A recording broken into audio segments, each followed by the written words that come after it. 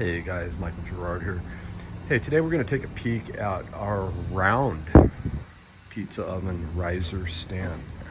So this is the system we would use when the client wants to do the simple Adobe finish on top of our oven. That said, a round platform is the way to go. In this demonstration, what we're doing here is we have it on a 36-inch high countertop. We've elevated it to allow for a tool drawer underneath, and we're working at getting it to a finished height of 44 inches, and that will be done once they put the insulating board and the hearth on top. You'll have it at a comfortable working height of 44 inches. So yeah, great option for a minimalist installation on an existing countertop.